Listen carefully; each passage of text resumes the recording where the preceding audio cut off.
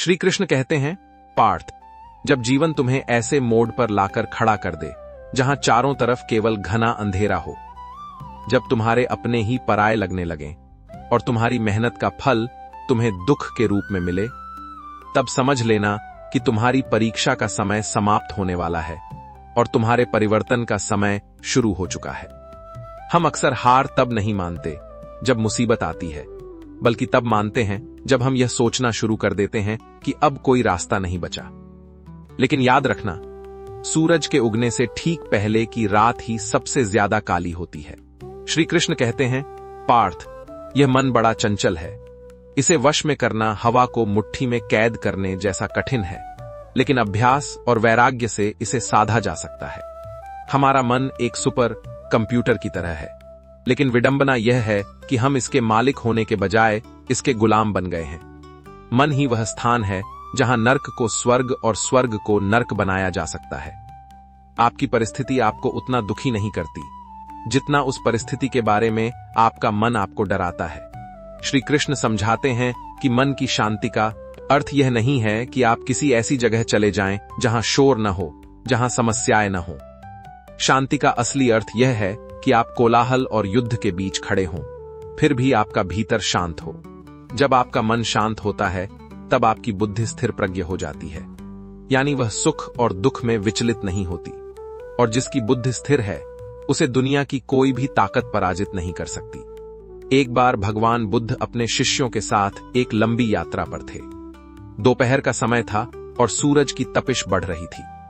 बुद्ध एक घने पेड़ के नीचे विश्राम करने रुके और उन्होंने अपने एक प्रिय शिष्य से कहा, पुत्र, मुझे बहुत प्यास लगी है। पीछे हम एक छोटा सा नाला छोड़ आए हैं, जाओ और वहां से थोड़ा पानी ले आओ। शिष्य वापस गया, लेकिन जब वह नाले के पास पहुंचा तो उसने देखा कि अभी वहां से कुछ बैलगाड़ियां गुजरी थीं, जिससे नाले का पानी बहुत गंदा और कीचड़युक्त हो गया था। वह पानी पीने लायक नहीं था। शिष्य खाली हाथ लौट आया और बोला, तथागत, वहां का पानी बहुत गंदा है, वह पीने योग्य नहीं है। बुद्ध मुस्कुराए और कुछ देर बाद बोले, पुत्र, एक बार फिर जाओ और पानी लेकर आओ।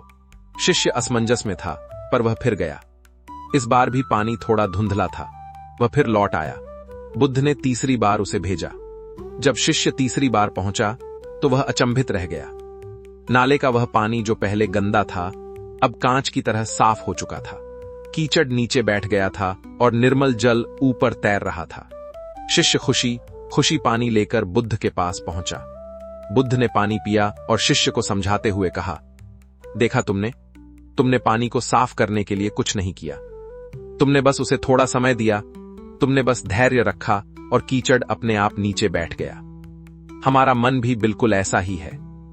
जब हमारा मन अशांत होता है, विचारों का कीचड़ उसे गंदा कर देता है, तब हमें उसे जोर जबरदस्ती से शांत करने की जरूरत नहीं है। हमें बस थोड़ा धैर्य रखना है, थोड़ा मौन धारण करना है। जैसे ही हम शांत बैठते हैं, विचारों का कीचड़ नीचे बैठ जाता है और शांति का निर्मल जल ऊपर आ जाता है। न को शांत करने का सबसे बड़ा सूत्र है साक्षी भाव। कृष्ण कहते हैं, अपने विचारों को रोको मत, उन्हें बस एक दर्शक की तरह देखो। जैसे आप सड़क पर चलते ट्रैफिक को देखते हैं और उससे परेशान नहीं होते, वैसे ही अपने मन में उठने वाले विचारों को भी आते जाते देखें। जब आप विचारों से जुड़ना बंद कर देते हैं तो मन की शक्ति कई गुना बढ़ जाती है। शांत मन में ही ईश्वर की आवाज सुनाई देती है। अशांत मन में तो सिर्फ अपनी ही चीखें और शिकायतें गूंजती हैं। इसलिए दिन में कुछ समय मौन को दें। मौन केवल शब्दों का नहीं, विचारों का भी होना चाहिए। हे अर्जुन, जो मन को अपना मित्र बना लेता है, उसके लिए मन ही सबसे बड़ा गुरु बन जाता है। जब आप अपने मन को कृष्ण के चरणों में समर्पित कर देते हैं, तो वह मन भटकाव से भक्ति की ओर मुड़ जाता है।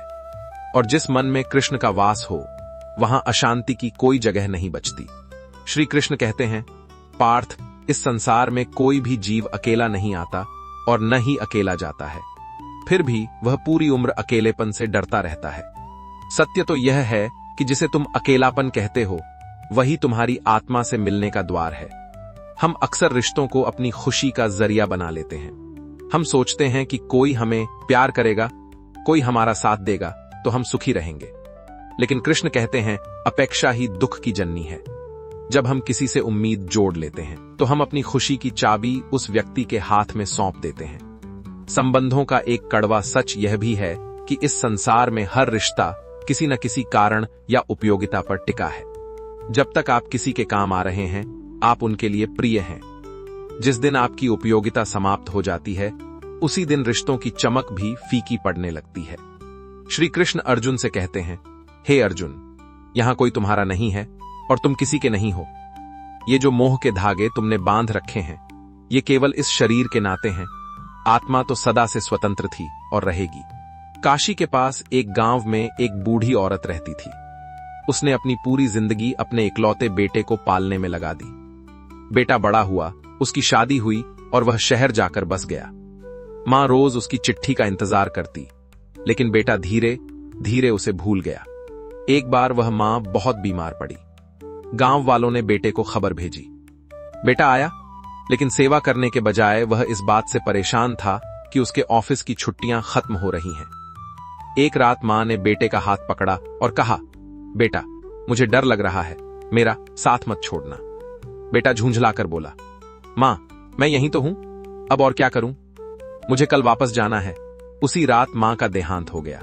अंतिम संस्कार के समय बेटे ने देखा कि मां के हाथ में एक छोटी सी पोटली दबी थी। उसने उसे खोला तो देखा कि उसमें बेटे के बचपन का पहला टूटा हुआ खिलौना और एक पर्ची थी, जिस पर लिखा था, बेटा, जब तू छोटा था तो तू मेरे बिना नहीं सोता था और आज मैं तेरे बिना नहीं मर पा रही हूं। पर अब समझ आया कि तू मेरा नहीं था, तू तो बस भगवान की एक अमानत था जो कुछ समय के लिए मेरे पास थी। उस दिन बेटे को एहसास हुआ कि उसने जिसे अपना समझा उसे कभी समय नहीं दिया, और मां को एहसास हुआ कि जिस ममता के पीछे उसने पूरी उम्र गंवा दी, वह अंत में उसे अकेला ही छोड़ गई। श्री कृष्ण कहते हैं, पार्थ, जिसमें पर तुम इतना गर्व करते हो, वह मैं ही तुम्हारे और मेरे बीच की सबसे बड़ी बाधा है। जिस दिन यह मैं मिट जाएगा, उस दिन तुम मुझ में समा जाओगे। अहंकार वह पर्दा है जो हमें सत्य देखने नहीं देता। हम सोचते हैं कि मैंने यह किया, यह पद मेरा है, यह संपत्ति मेरी है। लेकिन कृष्ण मुस्कुराकर कहते हैं, जब तुम पैदा हुए थे तब तुम्हारे पास क्या था, और जब तुम जाओगे तब तुम साथ क्या ले जाओगे? अहंकार इंसान को अंधा बना देता है। रावण का ज्ञान, हिरण्यकश्यप की शक्ति और दुर्योधन का वैभव सब कुछ अहंकार की आग में जलकर राख हो गया। अहंकार तुम्हें ऊंचा महसूस करा सकता है, लेकिन वह तुम्हें कभी महान नहीं बना सकता। महानता झुकने में है, अकड़ने में नहीं।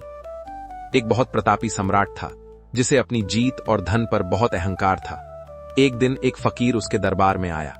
सम्राट ने गर्व से पूछा, मांगो फकीर, क्या चाहिए? मेरे पास इतना धन है कि तुम्हारी 7 पुश्तें राज करेंगी। फकीर मुस्कुराया और बोला, राजन, बस एक छोटा सा सवाल है।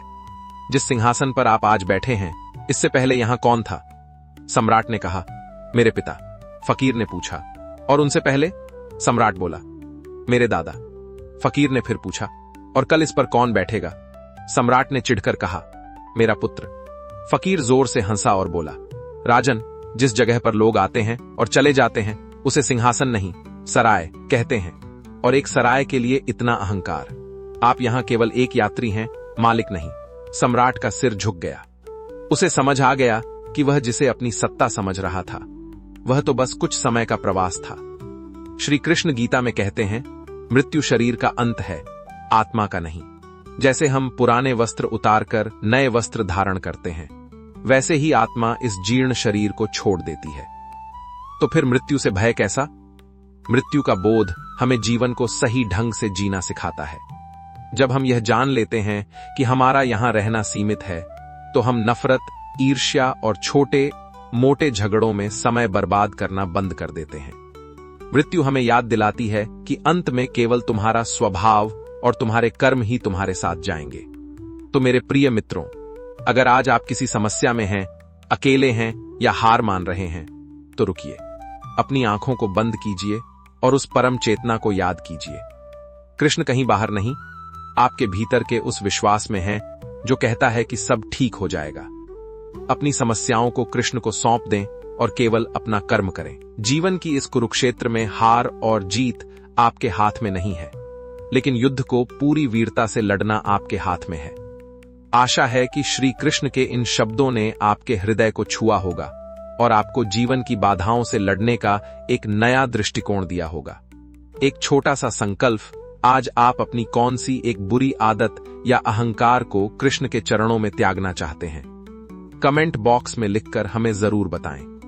अगर इस वीडियो ने आपकी सोच में थोड़ा भी बदलाव लाया है तो इसे लाइक करें और उन लोगों के साथ शेयर करें जिन्हें आज इन शब्दों की सबसे ज्यादा जरूरत है।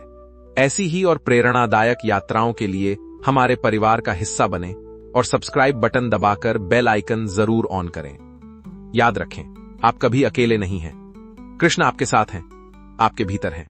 जय श्री राधे कृष्ण।